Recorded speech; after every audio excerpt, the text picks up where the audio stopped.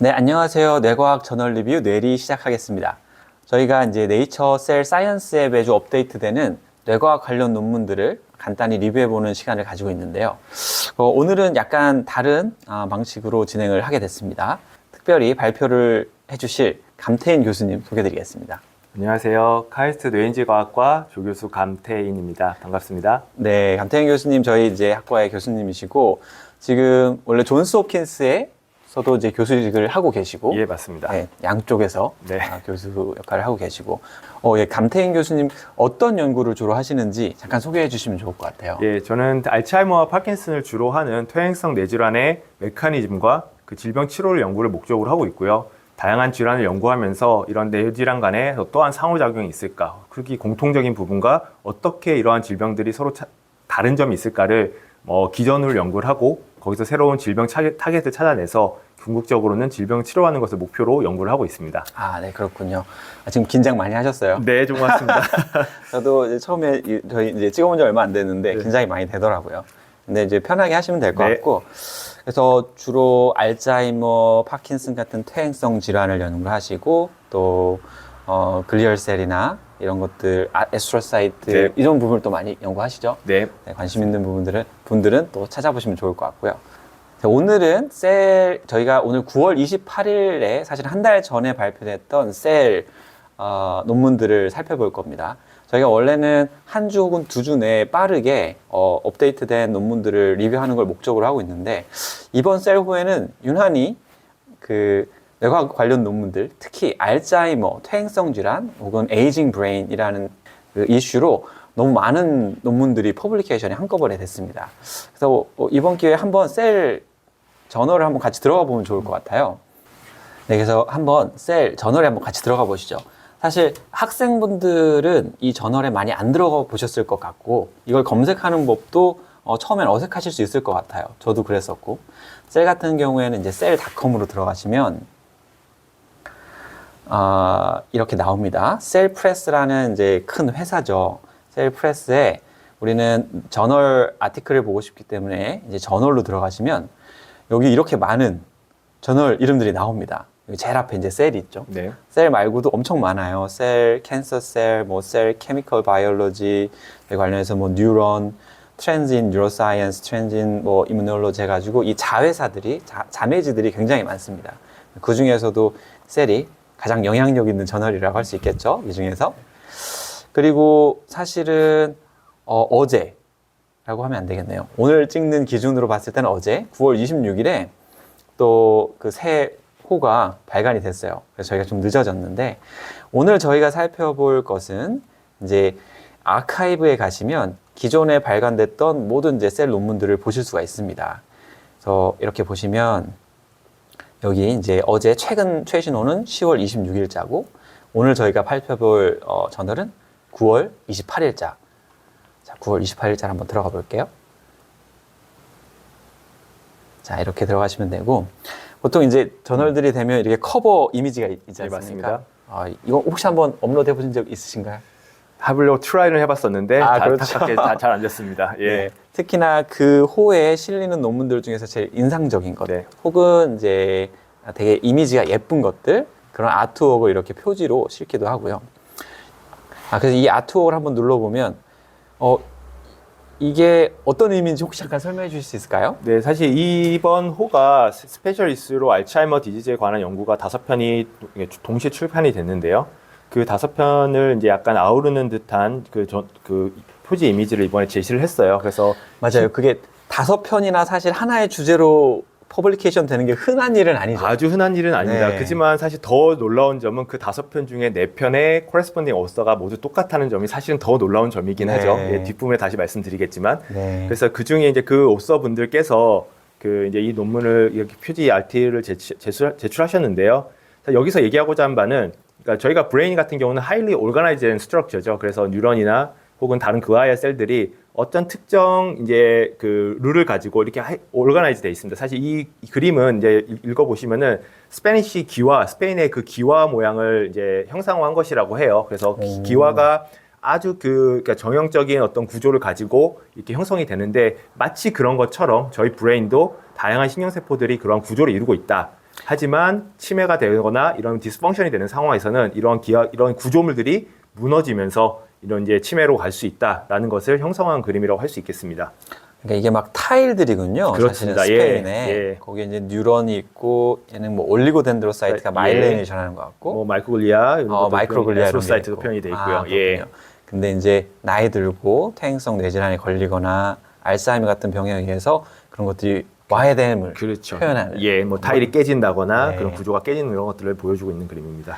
알겠습니다. 그래서 말씀하신 것처럼 그 여러 편의 한 5편의 논문들이 한꺼번에 알츠하이머라는 주제로 이번에 퍼블리케이션이 됐기 때문에 그것들을 다 읽어보기, 다 하나하나 데이터를 보기엔 너무 시간이 오래 걸릴 것 같아서 우리 특별히 여기 전문성을 가지고 계신 감태인 교수님께서 간략하게 한 편 한 편들을 리뷰해 주시고 어떤 내용인지 포인트만 짚어주시는 네. 이런 시간을 갖도록 하겠습니다. 네, 그래서 본격적으로 한번 이 논문을 뜯어볼 건데 이 네. 홀을 어떻게 되나요? 예, 말씀해주신 대로 사실 이 논문이 출판된 지 한 2주 정도 됐었는데 이제 조금 평상시 뇌리보다 조금은 늦어진 이유가 다른 기존에 하셨던 뇌리랑 다르게 제가 한 5편 정도를 전체적인 리뷰를 해드리려고 하다 보니까 네. 조금은 늦었습니다. 그래서 양해해 주시면 감사드릴 것 같고요. 네. 그래서 이 논문들을 이제 저희가 좀 나름 이제 올가나이즈 있게 좀 어떻게 이제 유기적으로 연결해 볼까라는 생각을 가지고 제가 이제 순서를 좀 정해 봤는데 이 순서를 가지고 제가 하나씩 설명을 드리도록 하겠습니다. 그럼 첫 번째 논문을 한번 살펴볼까요? 예. 그래서 이 논문은 지금 보시다시피 Early Alzheimer's Disease Pathology in Human Cortex Involved in Transient Cell State라고 하는 이제 논문인데요. 5편의 AD 논문 이번에 발표된 호 중에서 유일하게 코레스폰딩 어서가 이제 다른 논문이십니다. 그래서 네, 예. 이게 이제 뭐 이반 마코스코라는 예. 분의 예. 엠보시에서 발표된 논문이고, 예, MIT에 계신 분이고요. 그 컴퓨테이션 바이오 인포메릭 가지고 이제 다양한 좋은 논문 정말 많이 내셨어요. 들어가서 보시면은 바이오 인포메릭하게 싱글셀 분석이나 이런 트랜스크립터 분석을 통해 가지고 다양하게 이제 브레인 디지즈를 연구하시는 분이십니다.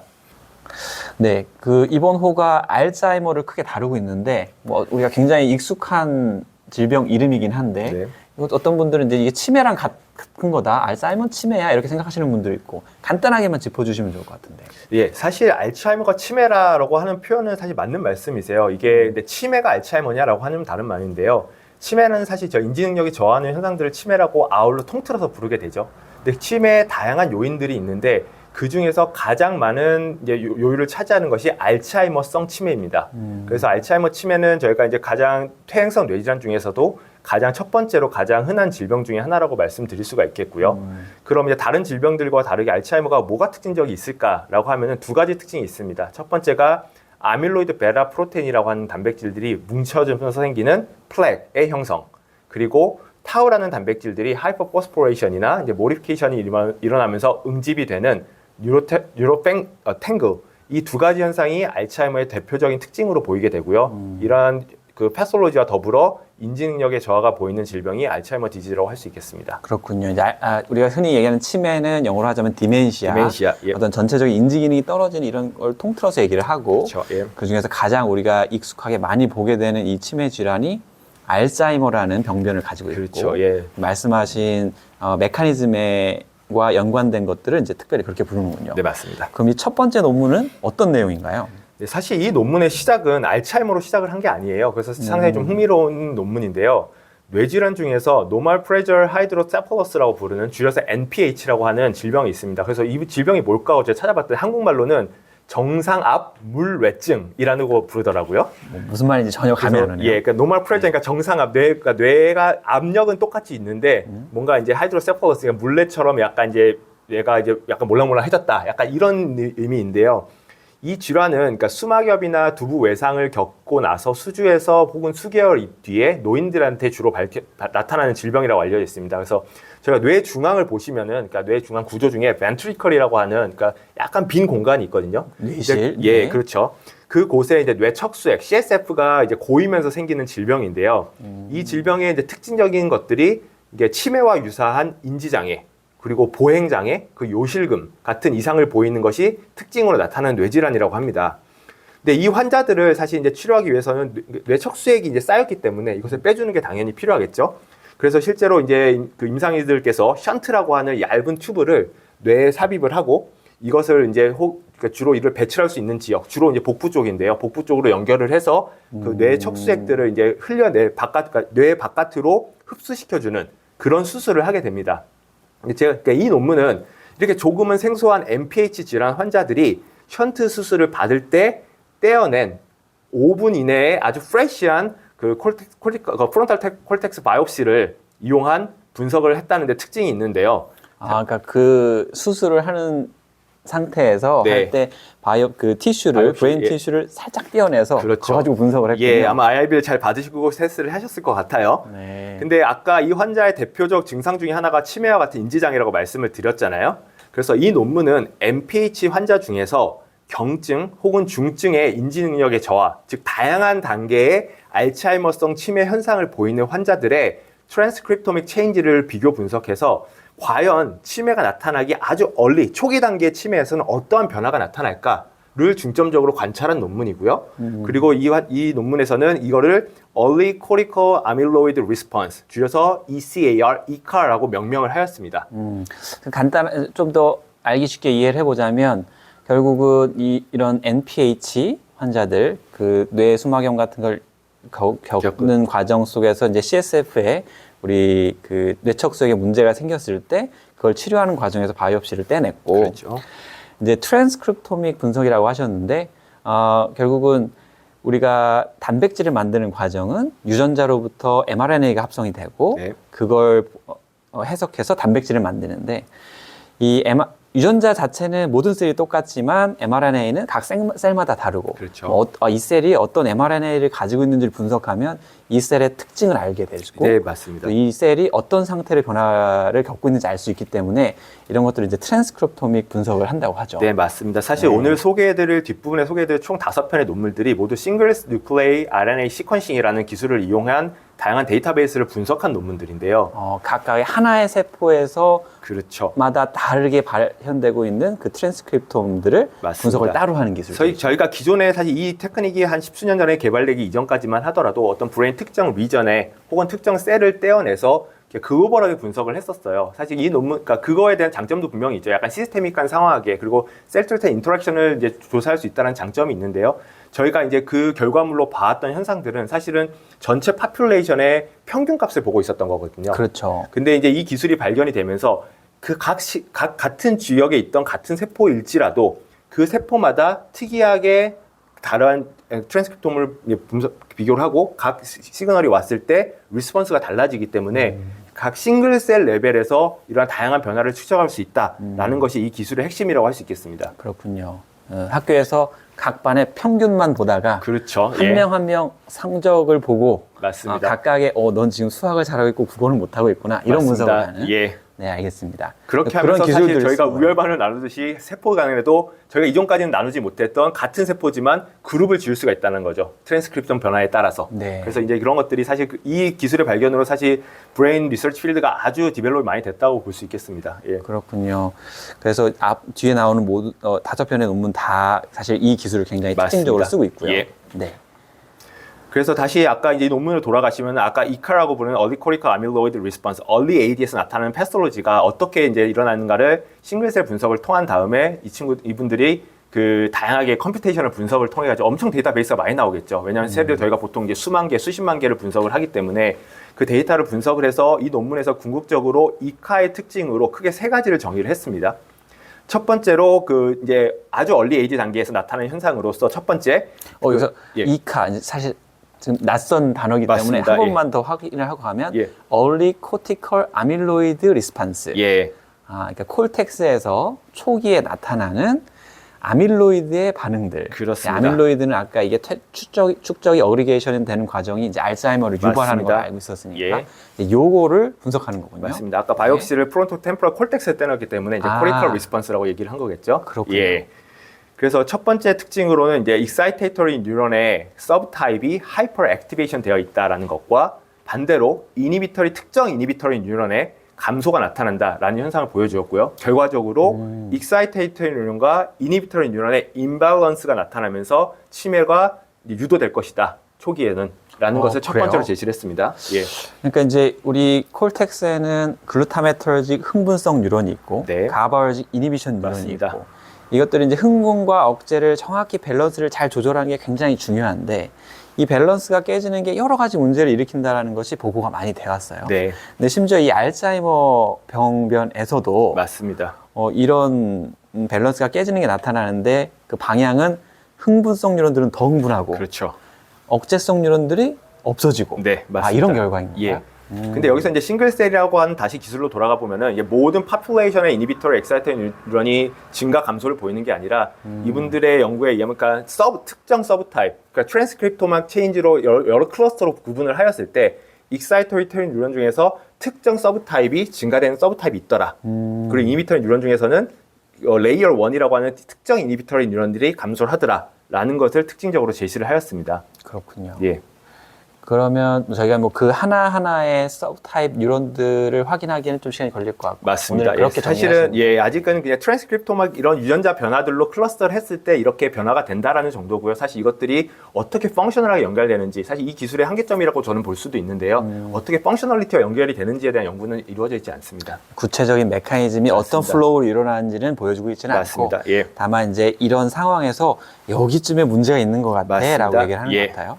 이제 아까 말씀드린 익사이테이션과 이니비션의 밸런스를 볼 때 EI 밸런스라고 하는데 EI 밸런스가 예를 들면 오티즘이라든지 아니면 뭐 그 외 여러 가지 그 뇌질환들에서 나타나는 현상으로 얘기가 되는데 이게 알츠하이머에서 얘기가 되는 건 처음인가요? 맞습니다. 예, 사실 그러한 제시들이 여러 가지가 보고된 바는 있죠. 사실은 보고된 바는 있는데 이제 이 논문에서는 또 특징적인 환자 파퓰레이션 그리고 싱글셀 RNA 시퀀싱을 이용하여 그리고 특정 타입의 익사이테드 이니비터 뉴런을 클러스터 해냈다라는 데 의미가 있겠다고 볼 수 있겠습니다. 알겠습니다. 예. 그러니까 첫 번째 논문을 다시 정리하자면 뇌척 수액을 뽑는 시술 과정에서 네. 콜텍스의 일부 샘플을 뽑아내고 그걸 가지고 트랜스크립톤 분석을 했더니 그 콜티컬 영역에서 익사이테이션, 이니비션 밸런스가 깨지는 게 알츠하이머와 연관이 되더라. 네. 이렇게 정리하면 될까요? 맞습니다. 사실 근데 그게 이제 세 가지 특징을 제시를 했어요. 그러니까 말씀해주신 이제 그 EI 밸런스 망가지는 건 첫 번째 특징이고요. 이제 두 번째 특징으로는 싱글셀 분석의 또 좋은 장점이 여러 가지 셀 타입들을 이제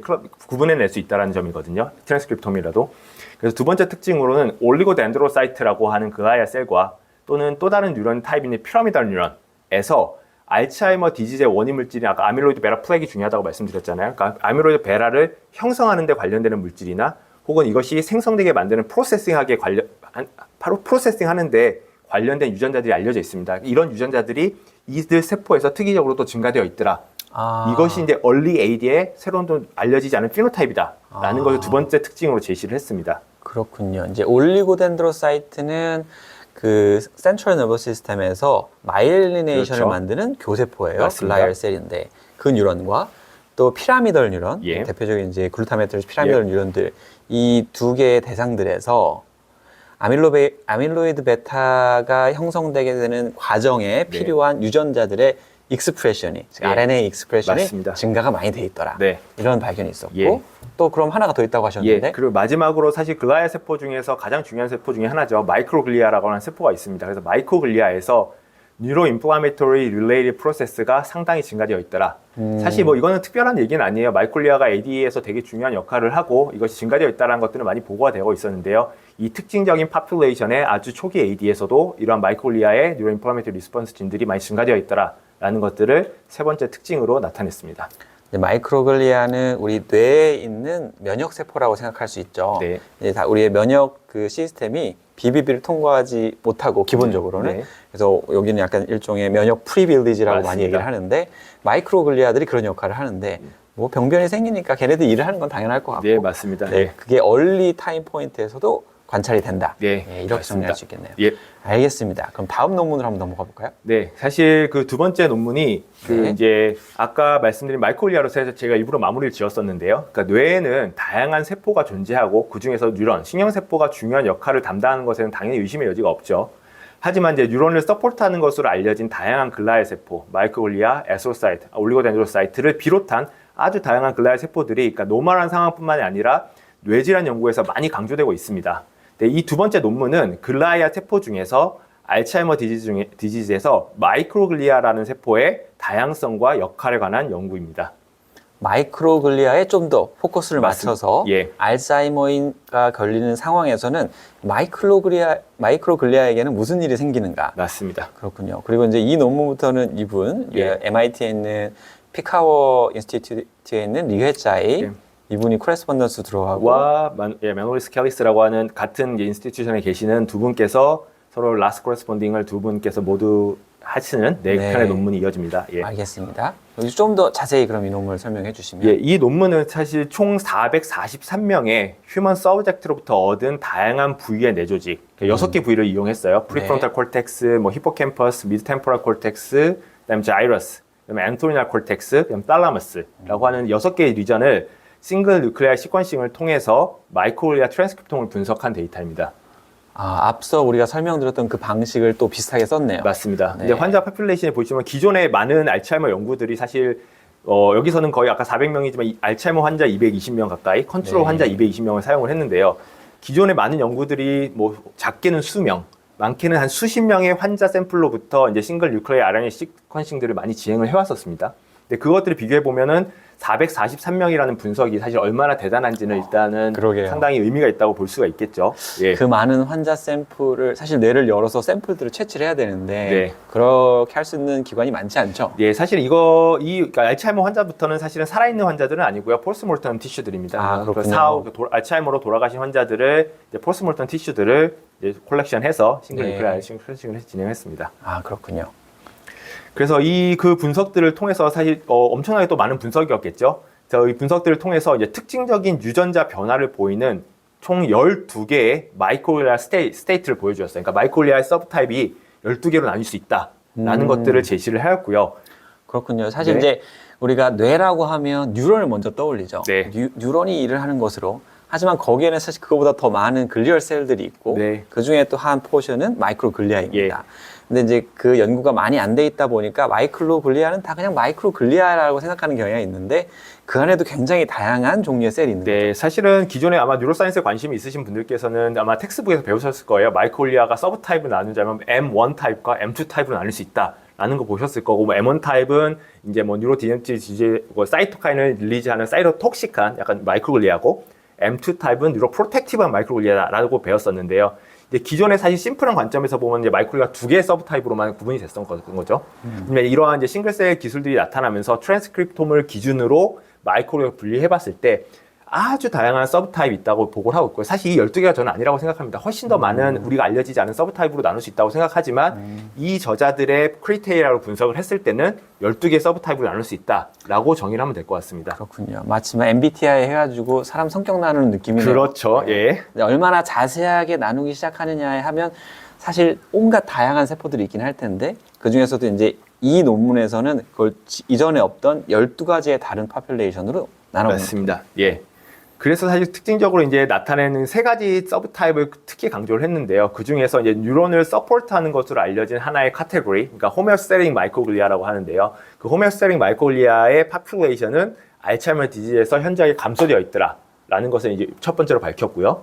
또 그 12개 중에서 이제 인플라메이션과 관련된 마이크로글리아는 오히려 증가되어 있더라. 그리고 또 다른 클러스터 중에서 이제 리피드 프로세싱, 최근에 이제 그 마이크로글리아가 리피드 프로세싱하는 아주 중요한 셀 중에 하나인데요. 리피드 프로세싱과 알츠하이머 디지즈의 관계에 대한 논문들이 상당히 많이 다 보고가 되고 있습니다. 그래서 리피드 프로세싱이 뭔지 아주 간략히만 설명을 해주시면 좋을 것 같아요. 예, 사실 리피드란 것이 그러니까 브레인이 사실 리피드가 가장 많은 리전 중에 하나예요. 저희 바디에서. 뭐 당연히 아디포스 티슈에서 리피드가 많이 있겠지만 근데 뭐 세포 멤브레인이나 그다음 베지클 그렇죠. 그리고 일단 트래피킹 하는 데 있어서 리피드가 많이 쓰이는데요. 그 펫 뉴런이 같은 게 리피드죠. 맞습니다. 여러분. 예, 뭐 콜레스테롤을 비롯한 네. 뭐 세츄레이드 리피드들이 많은데요. 그런 리피드들이 뉴런이 다 충분하게 생성을 할 수가 없습니다. 그렇기 때문에 그 뉴런에서 리피드 소스를 다른 글라이아 세포들로부터 받게 되는데요. 그 대표적인 세포가 마이크로글리아나 에스트로사이트입니다. 그래서 마이크로글리아에서 만약에 리피드 프로세싱이 뭔가 문제가 있어가지고 뉴런으로 충분한 리피드를 제공을 못 해주게 되면은 디스펑션을 유도할 수가 있는 거겠죠. 그렇죠. 예. 사실 셀 자체가 리피드의 바이레이어로 돼 있기 때문에 네. 그리고 여러 군데에 리피드를 쓰고 있어요. 네. 근데 이 서플라이가 제대로 이루어지지 않으면 셀을 제대로 만들 수가 없겠죠. 맞습니다. 자, 그럼 3가지 정리해 주신 게 다시 생각해 보면 뉴런을 보호하는 프로텍티브한 펑션을 가지고 있는 마이크로글리아는 줄어들었고 네. 그다음에 이뮨 활성화 시켜서 이걸 공격하는 마이크로글리아의 활성은 늘어나 있고 네. 뭔가 딱 직감적으로 와닿네요.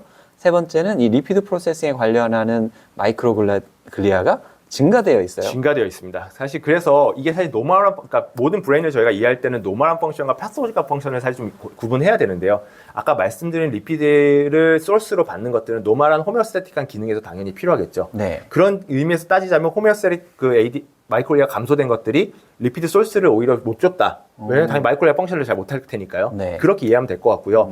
리피드 프로세싱한 마이크로글리아가 증가됐다는 얘기는 리피드 중에서도 과하게 형성된 그리고 특정 타입의 리피드들이 특정 콜레스테롤들이 오히려 뉴런에는 사이토톡시티를 갖는다는 보고들이 있습니다. 그래서 이 관점에서는 아마 리피드 프로세싱이 과하게 활성화가 되면서 과도한 어떤 특정 독성을 가지는 리피드들이 뉴런에 영향을 줄 수도 있다라는 정도로 이해를 하시면 될 것 같습니다. 정확한 기전을 우리가 이해할 수는 없지만 네. 왜 그런 프로세스가 더 일어나는지 알 수는 없지만 네. 어떤 이유에선가 이 마이크로글리아들이 리피드를 더 많이 만들어내기 시작하는데 그렇게 쓸데없이 만들어진 것들이 퇴적되면서 뭔가 되게 톡식서티를 일으키고 있는 맞습니다. 그런 결과를 보고 있군요. 그래서 사실 저희가 브레인 디지즈 항상 이해함에 있어서는 두 가지 컨셉을 중요하게 생각을 하는데요. 로스 오브 펑션 개념과 게인 오브 펑션 개념이 중요해요. 그래서 아까 노멀한 리피드 드롭렛을 리피드를 전달하는 기능들은 사실 로스 오브 펑션이라고 할 수 있겠죠. 노멀한 기능을 잃어버림으로써 질병이 나타나는 현상이고요. 그렇죠. 그죠? 지금 리피드 프로세싱이 증가하면서 어떤 특정 타입의 독성 리피드가 전달이 되는 거는 예기치 않았던 게인 오브 펑션인 거죠. 새로운 펑션을 얻게 됨으로써 독성으로 가게 되는 이러한 그 두 가지 컨셉이 모두 있다고 생각하시면 될 것 같습니다. 네, 바이올로지의 기본 원칙인 것 같아요. 더도 말고 덜도 말고 밸런스를 이루어야 맞습니다. 되는데 예. 게인 오브 펑션이 되거나 로스 오브 펑션이 되면 다 문제를 일으키기 네, 시작하죠. 맞습니다. 그렇군요. 그래서 이렇게 이제 클러스터를 분석하고 어떤 클러스터가 변화되어 있는지를 먼저 봤는데요. 사실 셀 논문을 잠깐 보시면은 위에 제목을 보시면 이제 아리클이라고 되어 있죠. 네네. 보시면 이제 아티클 논문과 리소스 논문 두 가지를 아마 자세히 보신 분들은 발견하실 수 있으실 거예요.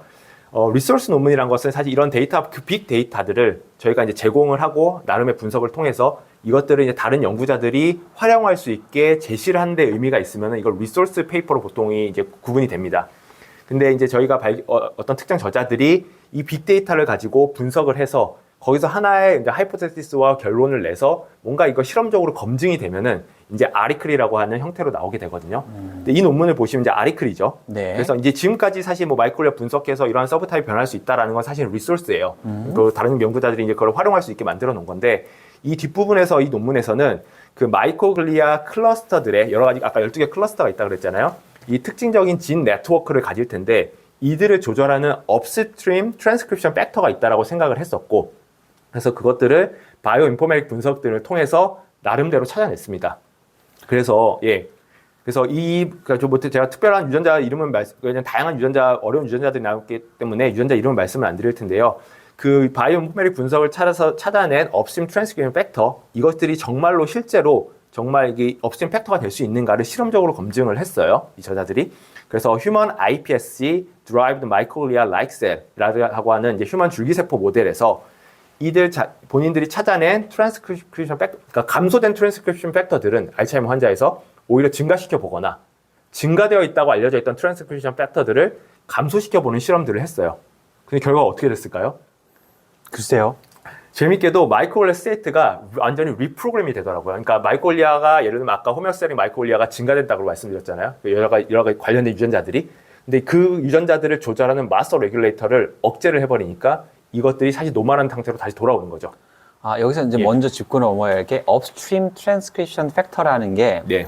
이제 트랜스크립션 팩터는 어떤 유전자가 발현하도록 유도하는 팩터들인데 다양한 것들이 있고 근데 아까 말씀하신 특정 12개의 다른 클러스터들 중에 예를 들면 첫 번째 클러스터에서 발견되는 트랜스크립션 팩터들의 종류가 따로 있는 거군요. 그렇죠. 예. 왜냐하면 이들 진 네트워크는 다른 클러스터랑은 좀 다른 피노타입을 보였을 거잖아요. 네. 그러니까 뭔가 다른 클러스터와는 다르게 조절하는 트랜스크립션 레벨의 조절이 있을 것이다. 아, 그렇죠. 예. 이제 이 첫 번째 A타입의 셀들의 진 익스프레션을 조절하는 팩터들, 트랜스크립션 팩터들을 찾아냈는데 걔네들의 레귤레이션이 변화돼 있고 네. 이거를 정상, 그러니까 리프로그래밍을 하면 네. 얘네들이 다시 정상으로 돌아오는 거예요. 맞습니다. 맞습니다. 그래서 저희가 이제 보통 이제 마스터 레귤레이터라는 표현을 많이 쓰는데요. 그러니까 뭔가 여러 가지 진을 한 번에 조절할 수 있는 총괄적인 이제 마스터 같은 역할을 하는 거죠. 그래서 사실 이 논문의 이제 의미가 그런 마이크로레 리스폰스를 조절함으로써 다양한 트랜스크립션 팩터를 통한 알츠하이머 진행을 억제시킬 수 있는 가능성이 있다라는 것을 제시해 준 데 그 의미가 있다고 할 수 있겠습니다.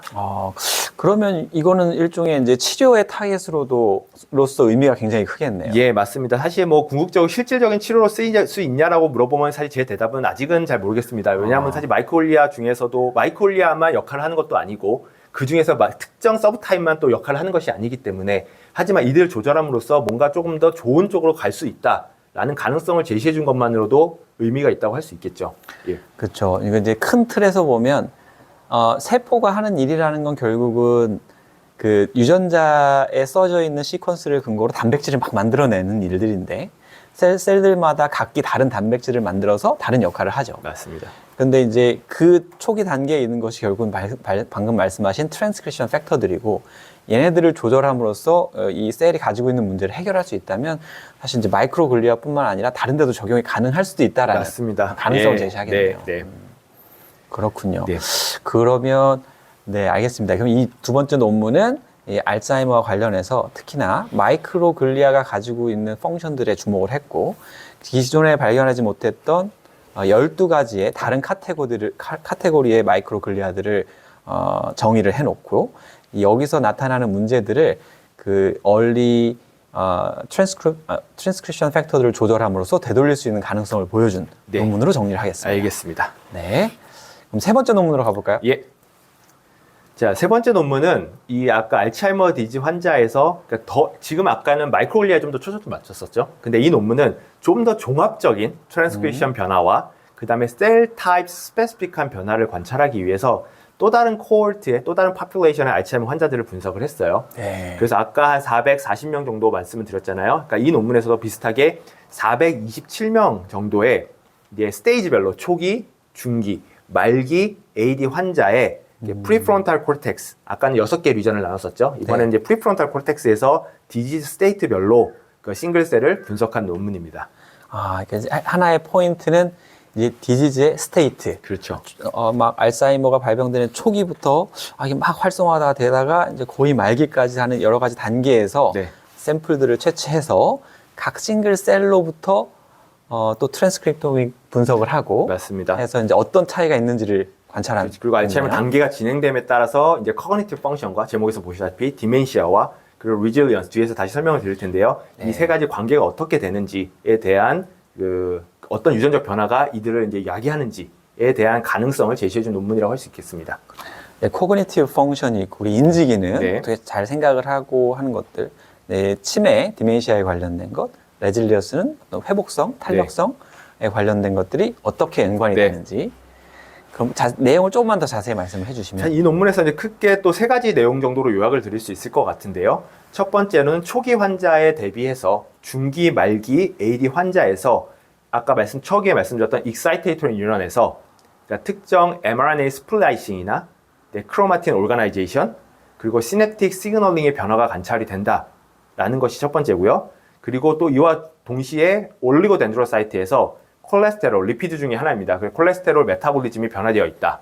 그리고 마이크로글리아에서는 셀 액티베이션과 디펜스 리스폰스 등의 변화 등이 디지즈 프로그레션과 포지티브 콜레이션이 있다. 즉 디지즈가 시비화함에 따라서 앞서 말씀드린 신경세포의 변화, 올리고덴드로사이트의 변화, 그리고 마이크로글리아의 변화들이 관찰이 되고 그 각 세포별로 특이적으로 어떤 특징적인 리스폰스들이 보이더라.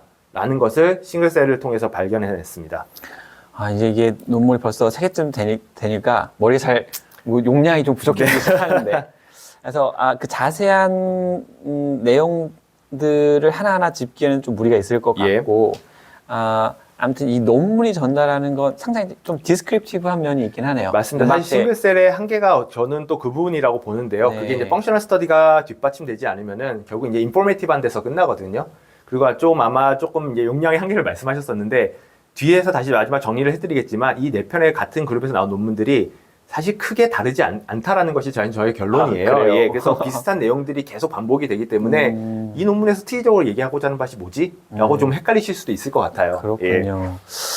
그래서 그러면 이 논문은 그냥 큰 틀에서 이 아까 말씀하신 것처럼 디지즈 알츠하이머 디지즈의 패솔로지 단계별로 네. 특히나 싱글셀 프리프론탈 코텍스에서 싱글셀을 뽑아내고 네. 거기서 이제 트랜스크립톤 분석을 하면서 어떤 이 셀들의 어떤 특징들이 달라지는가 단계별로 맞습니다. 그걸 쭉 그 설명하는 예. 그런 논문이었다고 정리를 한번 예. 해보겠습니다. 그래서 아까 첫 번째 그러니까 제가 세 가지가 있다고 말씀드렸잖아요. 첫 번째 내용은 그러니까 AD가 진행됨에 따라서 증가하는 유전자와 그러니까 세포 특이적인 유전자 변화를 먼저 보여줬고요.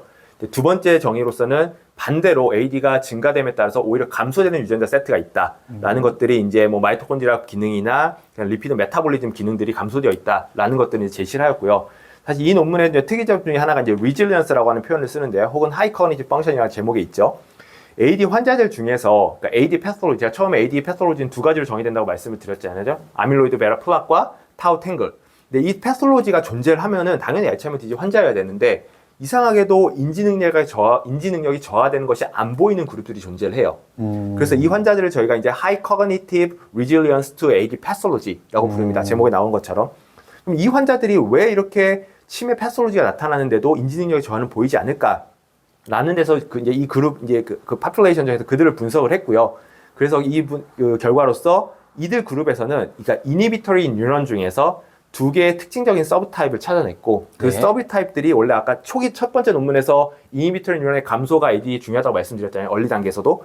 근데 이 반면에 이 두 개의 특징적인 그룹들은 반대로 증가되어 있더라. 그러니까 AD 그러니까 환자와 인지능력이 저하가 보이는 환자 대비.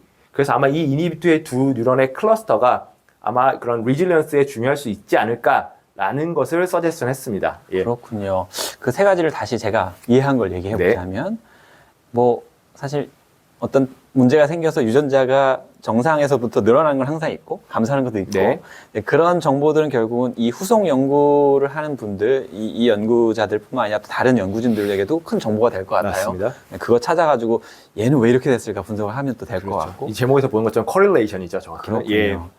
그리고 세 번째로는 그 아밀로이드 베타의 문제와 타우의 문제 이게 이제 제일 대표적인 지표인데 알츠하이머의 이게 문제가 엄청 많이 생긴 사람인데도 인지 기능이 괜찮은 사람들 맞습니다. 찾아봤더니 특정 이니비토리 뉴런들이 오히려 괜찮더라. 네. 그러니까 아마 이 아밀로이드 베타나 타우의 문제가 생기는 타겟 뉴런들의 차이가 네. 핵심적인 결과의 차이를 만들어내는 것 같네요. 맞습니다. 그렇군요. 예. 그러니까 그거에 영향을 받는 뉴런들이 되게 중요한 뉴런들이거나 아니면 이 디멘시아를 일으키기에 좋은 뉴런들이면 영향이 클 테고 네. 반대로 상관없는 뉴런들이 생기거나 혹은 그에 반대되는 뉴런들이 이제 여전히 활성화가 유지된 상태에 있으면 좀 더 레질리언스 할 수 있는 맞습니다. 그런 것들을 또 발견하게 됐군요. 그래서 이제 궁극적인 저희가 기존에 지금 한참 많이 진행되고 있는 알츠하이머 치료제는 AD 패솔로지를 조절하는 것들이죠. 플렉을 감소시킨다거나. 네. 그 지금 이제 FDA 승인돼 받은 약물도 실제로 아밀로이드 베라를 타겟으로 하는 안티바디 항체 약물인데 혹은 타우를 감소시킨다거나. 근데 이 논문에 따르면은 사실은 그런 패솔로지가 인디펜던트하게 오히려 이제 이니비터 뉴런을 조절함으로써 저희가 커그니션 파트에서는 최소한 베네핏을 얻을 수가 있다라는 것들을 제시했다고 할 수 있겠습니다. 그렇군요. 알겠습니다.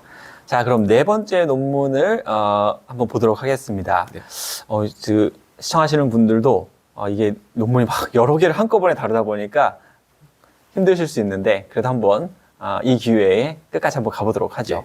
네 번째 논문은 어떤 거죠? 이 논문도 마찬가지로 이제 싱글셀 분석을 통한 해석의 논문이긴 한데요. 네. 이거 앞서와는 다르게 이제 Neuronal DNA Double Strand Break, 그러니까 DNA 데미지가 났을 때 우리가 갖고 있는 뉴클레이크 애시드 DNA가 이렇게 깨지는 현상들이 나타나는데요.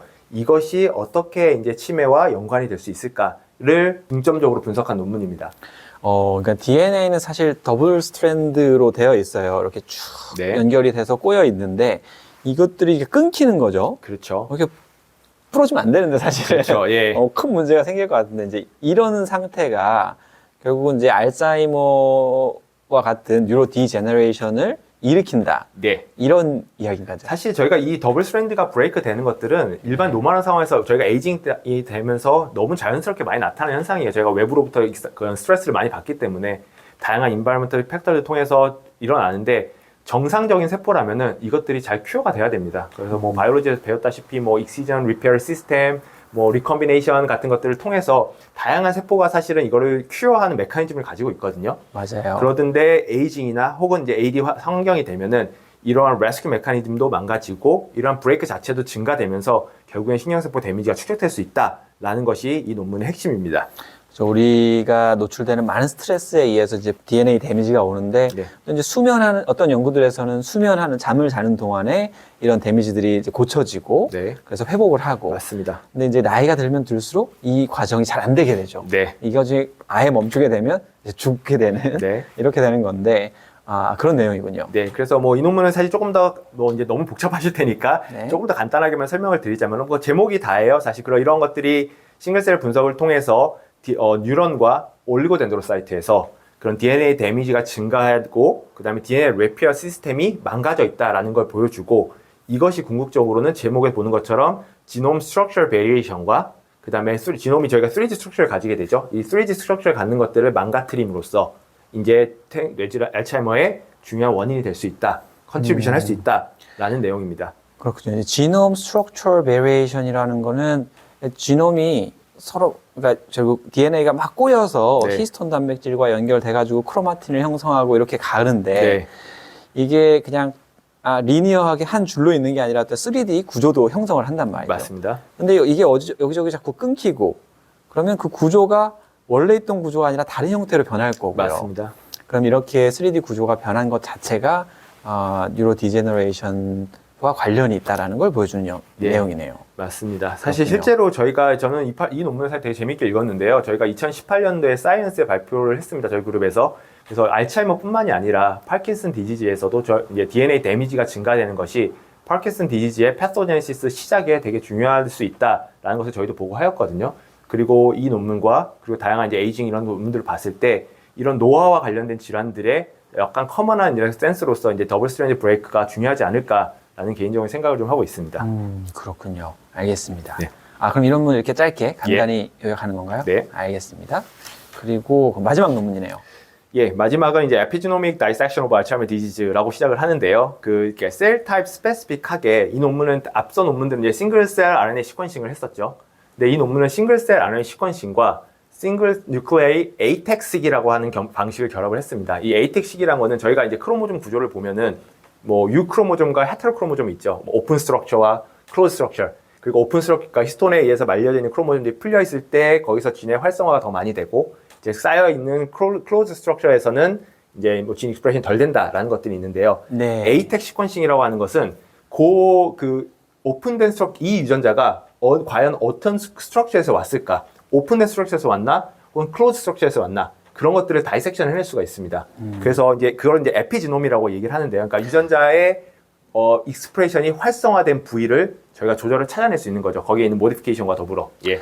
네, 저희 이제 그 뇌리가 목표하는 바는 우리 전공을 하고 있는 학부생들까지를 목표로 하고 있는데 네. 각자의 전공들이 다르기 때문에 또 이해하는데 어려운 부분도 있을 것 같아요. 네.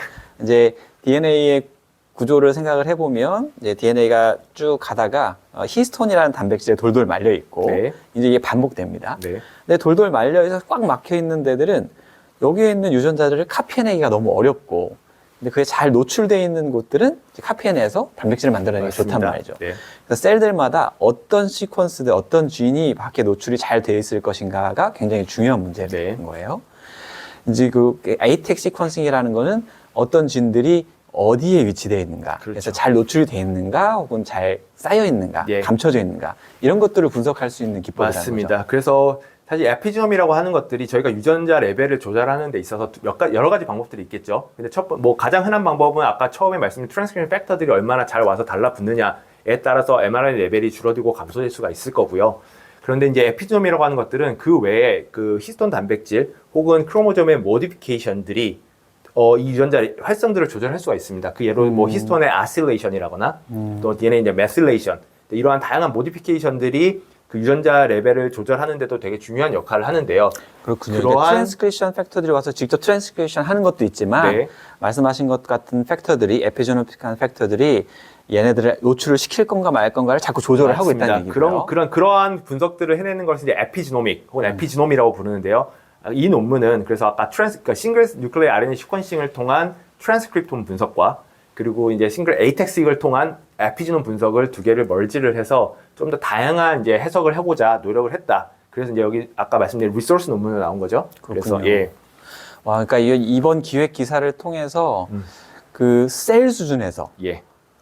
그리고 또 지놈 수준에서 네. 그리고 에피제네틱한 수준에서 네. 여러 가지 관찰을 다 했네요. 예, 맞습니다. 상당한 연구 내용이긴 합니다. 네, 내용적으로 너무 네. 많은 사실 방대한 분야의 내용이고 이 그렇군요. 내용을 바탕으로 한 향후 연구가 상당히 기대되고 있는 중인데요.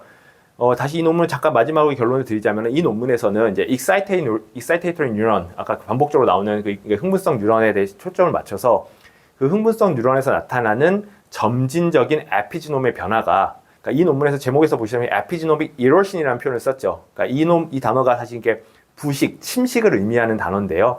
에피제네틱, 에피지놈, 이로전. 그렇죠. 그러니까 예. 에피지노팍의 그것들이 이제 부서졌다. 에피지노믹 레귤레이션이. 그래서 알츠하이머 디지즈의 말기에서 이러한 유전자의 타이트한 레벨이 그 조절이 망가져 있기 때문에 각 세포의 아이덴티티를 잃어버린다는 거예요. 그래서 뭐 뉴런이면 신경세포가 가지는 특징적인 트랜스크립톰이 있을 거고 글라이아 세포면 글라이아 세포들이 갖는 특징적인 것들이 있기 때문에 저희가 트랜스크립톰 분석을 했을 때 이 세포들을 분리해낼 수 있는 거거든요. 근데 이 연구 결과에 의하면은 알츠하이머 말기로 갈수록 이러한 특징들이 마치 스미하게 희미해지면서 각 세포의 특징들을 다 잃어버린다는 거예요. 그러니까 그것이 결국에는 펑셔널한 디스펑션과도 유도가 되겠죠. 예. 아까 처음에 얘기했던 어떤 프린시플과 바이올로지의 프린시플과 맥이 다 있는 것 같아요. 네. 결국 각 셀들이 다른 기능을 할 수 있는 이유는 각기 다른 단백질을 만들어내기 때문인데 네. 그 기저의 한 프로세스에는 트랜스크립션 하기 좋게 에피제네틱한 컨디션이 잘 어떤 진이 노출이 돼 있고 안 돼 있고 해야 각기 다른 단백질들을 만들 텐데 그 에피지놈의 이로전, 이 부식이 생기기 시작하면 자기가 만들어야 될 단백질을 잘 못 만들게 되고 네. 그러다 보면 이제 각각의 기능을 잃게 되면서 네. 문제가 생기는 패톨로지가 생기는 것이다라는 게 이제 큰 맥락의 맞습니다. 이야기네요. 예. 그렇군요. 알겠습니다. 이렇게 정리가 된 건가요? 네, 맞습니다. 아, 그래.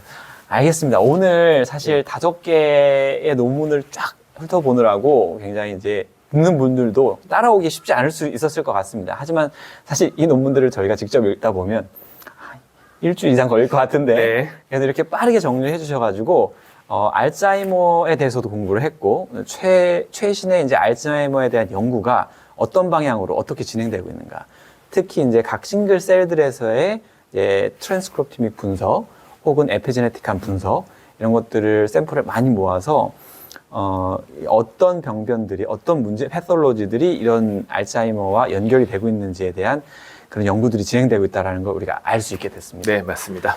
네, 이렇게 막 준비하시는 것도 굉장히 힘드셨을 것 같은데 네. 감사합니다. 예. 지금 이 뇌과학 분야에서 이 뇌질환이라는 것, 특히나 퇴행성 뇌질환 같은 것들이 굉장히 중요한 이슈이기 때문에 논문들이 상당히 많이 나오는 편이에요. 앞으로도 많이 부탁드릴게요. 아, 별 말씀을요. 네, 그럼 오늘은 이렇게 정리하는 것으로 마무리하도록 하겠습니다. 감사합니다. 네, 감사합니다.